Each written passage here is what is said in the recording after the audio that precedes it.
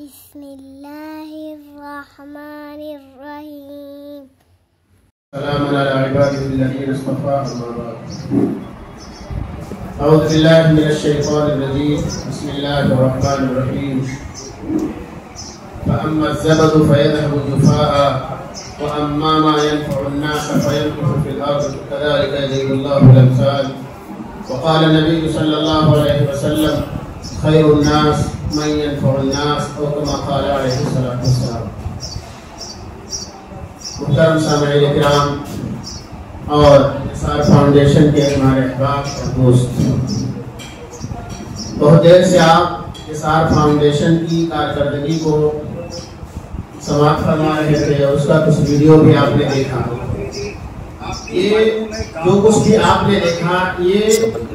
انسانیت کی خدمت ہے. اسی کو دوسری زبان میں خدمت خلق کہتے ہیں. قرآن مجید کی جو آیت کریمہ میں نے تلاوت کی ہے، اللہ تعالیٰ نے اس دنیا کے اندر قوموں کے باقی رہنے کا جو اصول بیان کیا ہے، قومیں باقی کیسے رہتی ہیں اور قومیں ترقی کیسے کرتی ہیں. اللہ تعالیٰ نے عبادات کی بنیاد پر قوموں کی ترقی بیان نہیں کی ہے، بلکہ اللہ تعالیٰ نے قوموں کی ترقی اور قوموں کی بقا کا جو اصول بیان کیا ہے وہ خدمت انسانیت بیان کیا ہے. قرآن مجید کا یہ جملہ فَأَمَّا الزَّبَدُ فَيَذْهَبُ جُفَاءً کہ وہ جو بیکار چیز ہے، جس کا کوئی نفع نہ ہو، جس کا کوئی فائدہ نہ ہو، جس سے لوگ فائدہ حاصل نہ کرتے ہوں، جس کی ذات کے اندر نفع ختم ہو جائے یا جو قوم نفع نہ دے سکے، وہ تو سمندر کے جھاگ کی مانند ہے.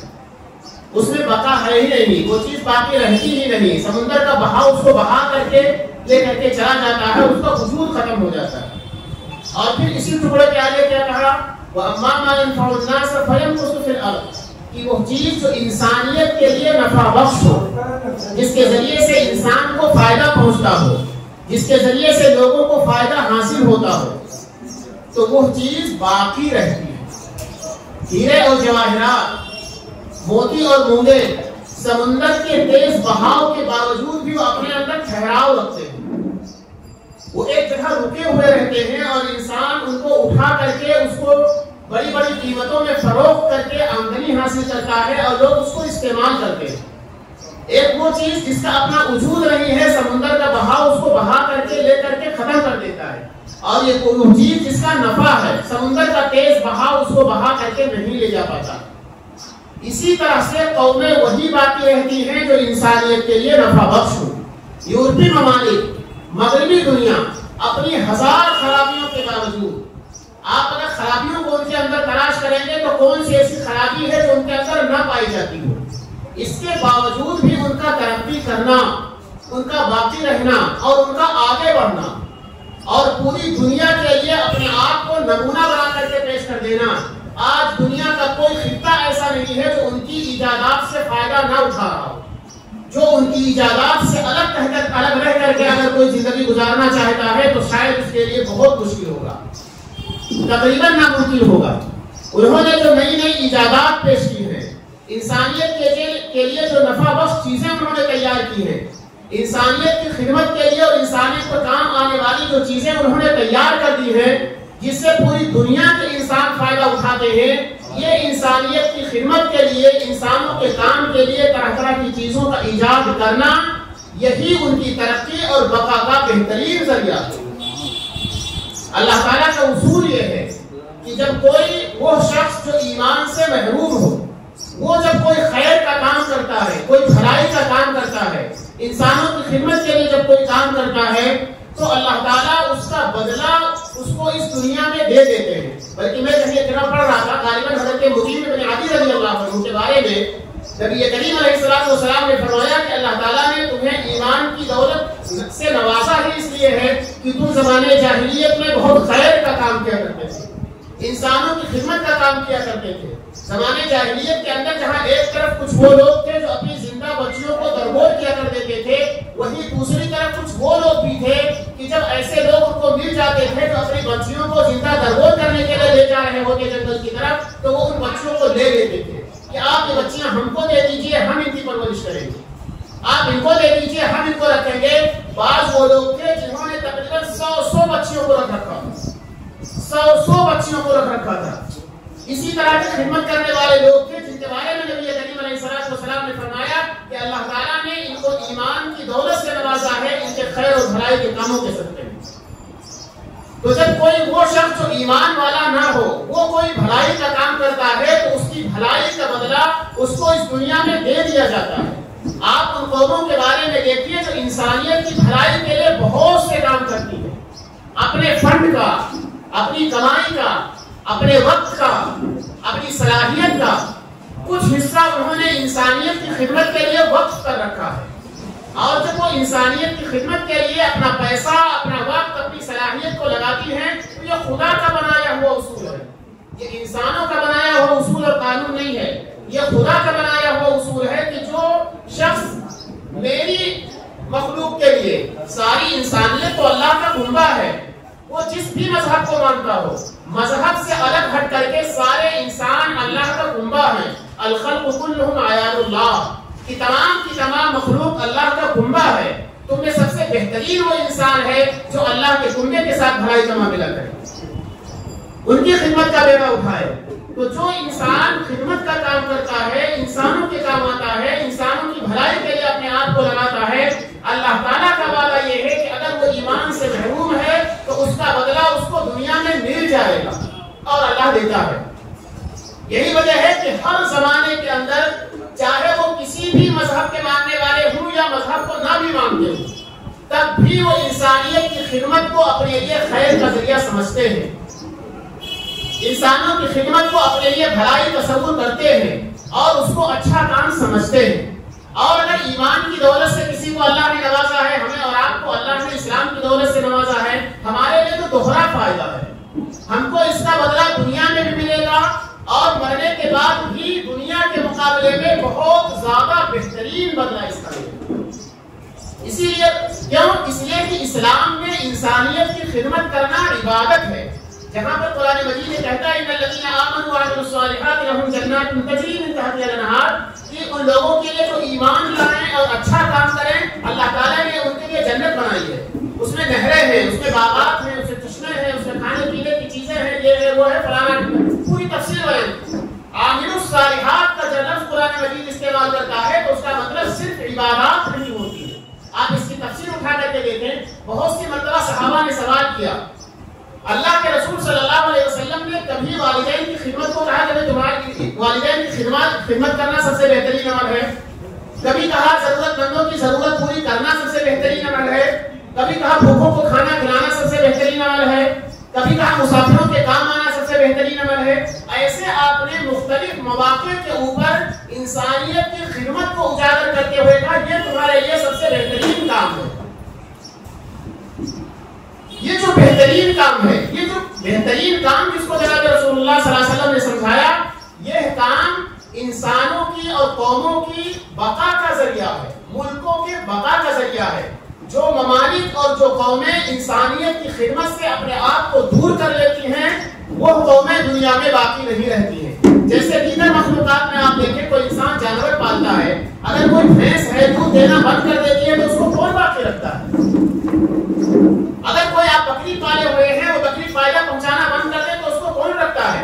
آپ کے گھر میں پنکھا لگایا ہوا ہے، پنکھا ہوا دینا بند کر دے، کیوں آپ اس کو لٹکا کر کے رکھیں گے؟ تو اللہ تعالیٰ نے ہمیں اور آپ کو بھیجا ہی ہے انسانوں کی خدمت کے لیے، اپنی عبادت کے لیے۔ اگر انسان اللہ کی عبادت نہ کرے، انسانیت کی خدمت نہ کرے، جس کو اعمال صالحہ قرآن مجید نے کہا ہے، تو پھر اللہ تعالیٰ اس قوم کو کیوں باقی رکھیں گے؟ بلکہ ہمارے بعض مفسرین حضرت مولانا خالد صفی اللہ رحمانی صاحب نے قرآن مجید کی ایک آیت کی تفسیر میں لکھا ہے کہ مسلمانوں کے زوال کے اسباب میں سے ایک بڑا سبب یہ ہے کہ مسلمان انسانیت کے لیے نفع بخش بننے میں بہت کوتاہی کا شکار ہوتے چلے جا رہے ہیں۔ ادھر کچھ سالوں سے الحمدللہ تھوڑا سا رجحان بڑھا ہے، لیکن جس طرح سے انسانیت کی خدمت کے لیے کام آنا چاہیے ہم نہیں آگے بڑھتے۔ پورا ہفتہ آپ کبھی تنہائیوں میں بیٹھ کر کے سوچئے کہ ہمارا کتنا وقت ہے جو انسانیت کی خدمت کے لیے لگ رہا ہے۔ ہم زبان سے چرچا کرتے ہیں کہ بھائی یہ کام ہے، یہ کام ہے، یہ کام ہے، ہزاروں کام سماج میں ہیں۔ انسانوں کے اندر جب آپ گھسیں گے تو انسانوں کی ضرورتیں ہزاروں ہیں،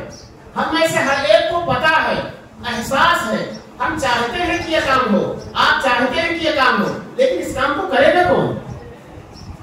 انسانیت کے دکھ درد میں شریک ہوگا کون؟ ان کی ضرورت کے لیے ان کے پاس چل کر کے تحقیقات کون کرے گا؟ ان کے پاس جا کر کے پوچھے گا کون؟ اگر ہم تحقیق کے لیے ان کے پاس جانے کے لیے پوچھنے کے لیے ہمارے پاس وقت نہیں ہے تو پھر ہم انسانیت کی خدمت کیسے کر سکتے ہیں؟ اسی لیے کہا جاتا ہے کہ بہت خوش نصیب ہیں وہ لوگ جن کو اللہ تعالیٰ نے اس بات کی توفیق عطا فرمائی کہ وہ اپنے آپ کو انسانیت کی خدمت کے لیے لگاتے ہیں، اپنا وقت انسانیت کی خدمت کے لیے استعمال کرتے ہیں، اپنی کمائی انسانوں کی خدمت کے لیے استعمال کرتے ہیں، ان کی ضرورتوں پر کھڑے ہو جاتے ہیں، ان کے دلوں کو تسلی دیتے ہیں، ان کے کام آ جاتے ہیں۔ جناب رسول اللہ صلی اللہ علیہ وسلم کا یہ جملہ خیر الناس من ينفع الناس کہ تم میں سب سے بہترین شخص وہ ہے جو لوگوں کے لیے نفع بخش ہو، تم میں سب سے بہترین شخص وہ ہے جو لوگوں کے لیے نفع بخش ہو۔ ہم اگر دنیا والوں کے لیے نفع بخش بنیں گے ہم دنیا والوں کی نگاہ میں بھی اچھے ہوں گے اور آخرت کے اندر اللہ کی نگاہ میں بھی اچھے ہوں گے۔ میں ایک بات کہہ کر کے اپنی بات ختم کرتا ہوں۔